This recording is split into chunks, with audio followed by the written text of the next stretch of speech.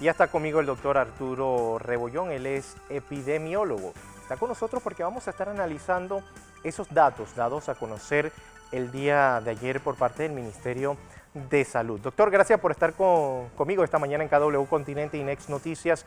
Buenos días y vamos a iniciar con ese informe porque hay que ser claro en una cosa, doctor. Estamos viendo un número de pacientes recuperados COVID muy importante versus a lo que estamos viendo positivos, que salen positivos, que a diferencia de los recuperados están por debajo. Y eso es importante. Bienvenido, doctor. Buenos días, ¿cómo estamos? Un placer estar aquí. Para poder entender un poco la situación de coronavirus, nosotros tenemos que ver en contexto qué ha pasado en un periodo de más o menos 6 semanas. ¿Por qué 6 semanas? Porque 6 semanas es aproximadamente el tiempo de que los pacientes más graves salen de los hospitales, que el efecto de la cuarentena se ve, y ahí es donde vemos en verdad el impacto de... Nosotros podemos decir que a fin de año del 2020 tuvimos números apoteósicos de coronavirus, cerrando con el peor mes, que en casi 80.000 casos, y este año nosotros iniciamos poco a poco con un pico alto de 25.000 personas diagnosticadas hasta 9.000 personas esta semana. Eso implica que bajamos a un ritmo de 5.000 casos nuevos por semana. Y la gente de una vez piensa, ¿no? Sospecha, es que están haciendo menos pruebas. Pero la clave ahí es la positividad. No importa cuántas pruebas tú haces, la positividad sube o baja. Si tú tienes mucha gente en la comunidad, pero esas pocas pruebas, la positividad sube. Pero si tú haces pocas pruebas y la positividad baja, implica que donde estás haciendo pruebas no hay nadie. Entonces, esa es una señal de que está disminuyendo la infección a nivel comunitario y ya lo vemos, como te decía el contexto al inicio, de esperar un par de semanas, y ya vemos por primera vez, como en 12 semanas, vemos la disminución de hospitalizados y vemos una notable disminución de las cantidades de muertes por semana. Esas son muy buenas noticias y nos motivan a seguir adelante. Porque hay una positividad, doctor, hablando sobre esas pruebas, de que nos hemos mantenido muy por debajo del 15% en las últimas semanas. Ayer se nos dice que fue por 12.1%, pero no podemos decir que tenemos el virus controlado porque tenemos que llegar a un dígito.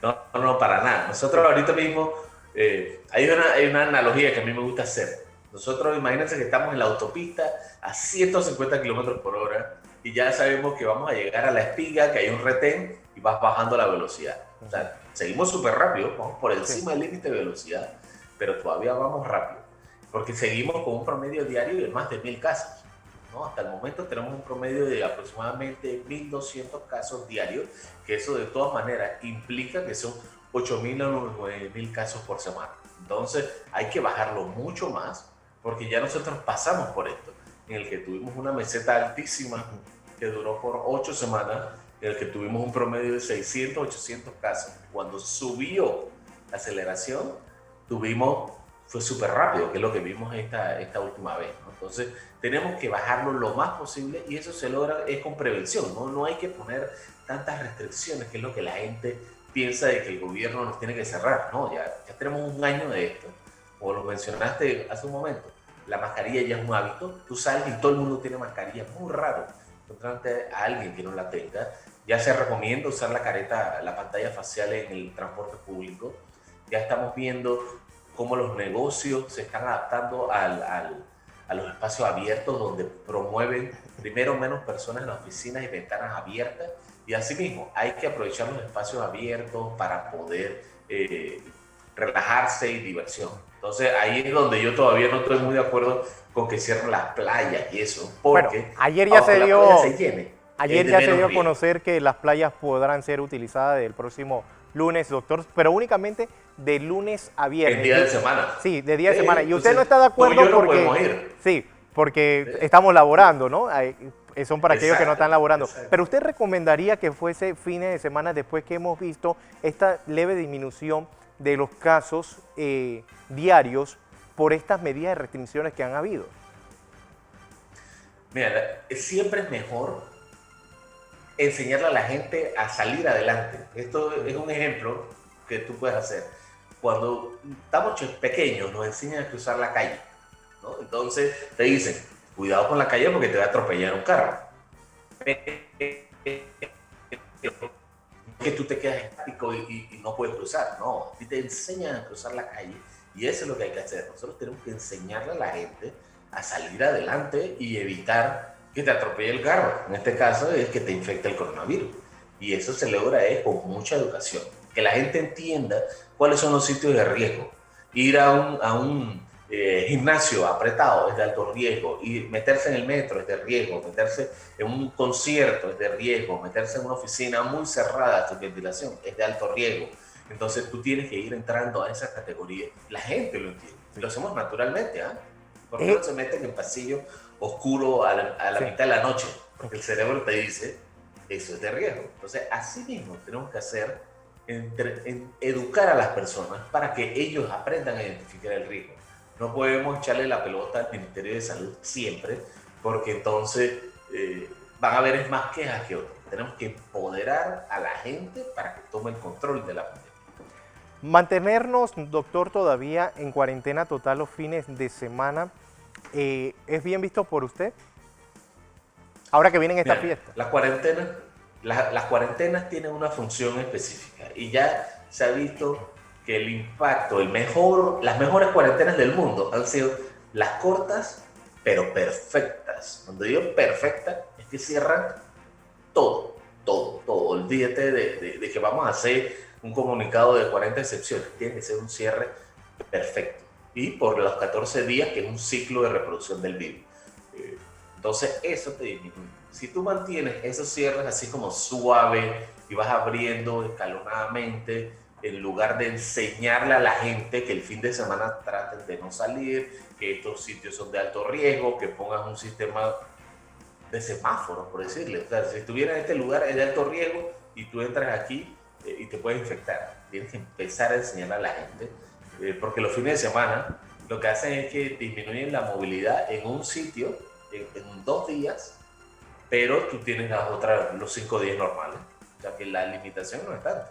O la limitas o no la limitas. No puede ser tibio. O sea, ya esas medidas tibias después de 2 años no funcionan. O la haces o no la haces.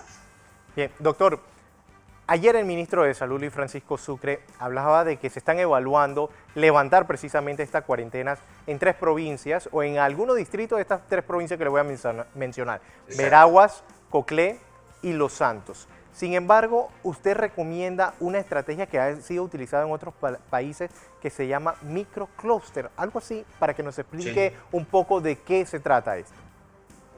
Claro, el microcluster es básicamente que tú encuentras el sitio donde están los casos y haces acciones, porque como vemos todos los días, ellos presentan la lista de cuáles son los corregimientos que tienen más de 20 casos.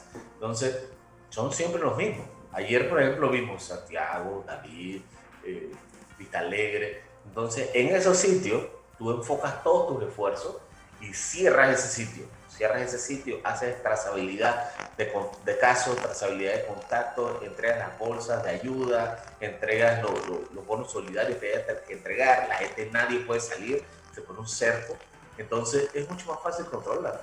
¿Por qué? Porque si nosotros queremos apoyar, por ejemplo, una provincia de Coclé, que tiene 300.000 personas, no es lo mismo a que tú agarres el corregimiento, por decir algo, de Antón, que tiene solamente como 20.000 personas. O sea, no es lo mismo en ninguna forma, en logística, acceso, cantidad de medicamentos. Entonces, es más factible, no paraliza el resto de la provincia y te permite que el resto siga avanzando. Porque también hay que manejar esto. Esto no es como una cosa que se maneja todo en general. Tú tienes que manejarlo a nivel súper avanzado y esto lo tiene que manejar sistemas que sean automatizados. No pueden depender de seres humanos para tomar esas decisiones tan rápido. O sea, tiene que ver, tú pones unas combinaciones y él te dice, este corregimiento está mal, tienes que hacer un cerco sanitario, nadie entra, nadie sale, cuarentena.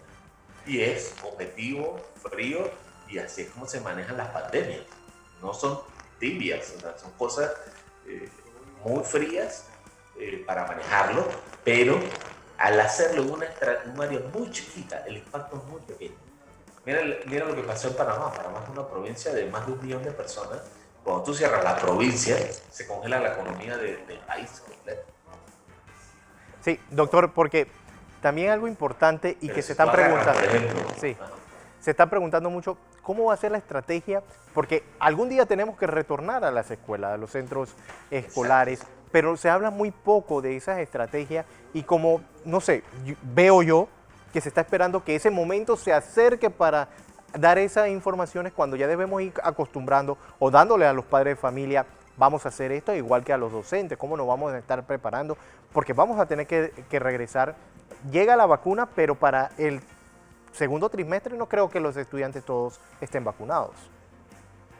Mira, ahí la clave de eso es que nosotros tenemos que recordar que la escuela tiene una función. La función es educar. Entonces, nosotros deberíamos desde ya preparar a los, a los profesores a que ellos eduquen a los muchachos, a que les den módulos de prevención de salud, promoción de la salud y así evitar contagiarse. Nosotros sabemos que los niños aprenden más rápido, tienen una cosa que se llama plasticidad neuronal que le hace que sea bien flexible.